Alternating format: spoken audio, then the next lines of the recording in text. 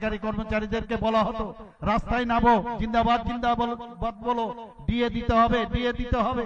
আর আমাদের এখানে বলার আগে আমরা ডিএ দিয়ে দিচ্ছি। কিছুদিন আগে আপনারা দেখেছেন আমরা এখানে চাকরি দিয়েছি, আমরা জেআরবিটির মাধ্যমে চাকরি দিয়েছি এবং জেআরবিটি গ্রুপ সি কিছুদিন আগে দিয়েছি এবং গ্রুপ ডি সেদিন আমরা দিলাম। এবং একটা জায়গার মধ্যে আপনারা বলতে পারেন আগে কথায় কথায় দেখা যেত চাকরি দেওয়ার সাথে সাথে কোর্ট কেস হতো। আমাদের এত সুন্দরভাবে আমরা ট্রান্সপারেন্সির মাধ্যমে এই চাকরিগুলো আমরা দিচ্ছি।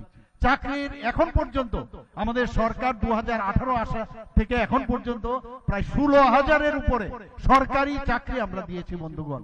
একের পর একদিকে চাকরি আমরা দিচ্ছি, আরেক দিক দিয়ে কিভাবে আমরা বিভিন্ন এমএসএমইর মধ্যে কিভাবে তাদেরকে আমাদের এন্টারপ্রেনারশিপ করানো যায় তার আমরা ব্যবস্থা করছি।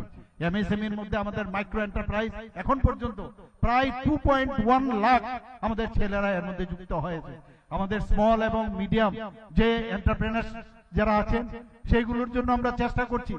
কিছুদিন আগে আপনারা দেখেছেন এখানে ডেস্টিনেশন ত্রিপুরা করে একটা আমরা এখানে যারা বাইরের থেকে ইনভেস্টর মিট একটা হয়েছে, সেখানে এখন ত্রিপুরাতে এত শান্তি প্রতিষ্ঠিত আছে বলে মানুষ সব জায়গায় ইনভেস্টরও সবসময় চিন্তা করে কোথায় গেলে আমি যদি ইনভেস্ট করি শান্তিতে আমি ইনভেস্টটা করতে পারবো।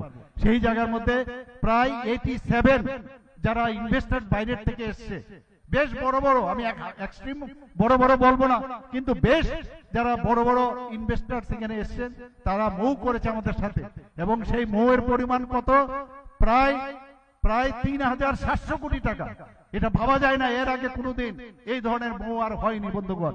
এখানে স্বাস্থ্য ক্ষেত্রেই হোক, বিভিন্ন যেসব মানে তারা যে স্কিম নিয়ে এসছে সেই স্কিমের উপর ভিত্তি করে আমরা মৌ করেছি ত্রিপুরা সরকারের। এবং আমরা বিভিন্ন জায়গায় আমাদের ট্যুরিজম যাতে এখানে ত্রিপুরাতে ডেভেলপ করতে পারে, ট্যুরিজম যাতে আরো বেশি করে মানুষ ত্রিপুরা সম্পর্কে জানে, আমাদের ট্যুরিজম মিনিস্টার যিনি ট্রান্সপোর্ট মিনিস্টার, উনার উদ্যোগে বিভিন্ন প্রকল্প উনি নিয়েছেন। সেটা কিন্তু আমরা দেখতে পাইনি, এখন আমরা সেটা দেখতে পাচ্ছি। ত্রিপুরাকে মানুষ জানতে পারছে। আমাদের মাতা ত্রিপুরা সুন্দরী মন্দির এর মধ্যে কয়েক মাসের মধ্যে সেটার আমরা আশা করি যে এটা আমাদের মাননীয় প্রধানমন্ত্রীজির মাধ্যমে সেটার উদ্বোধন আমরা করব।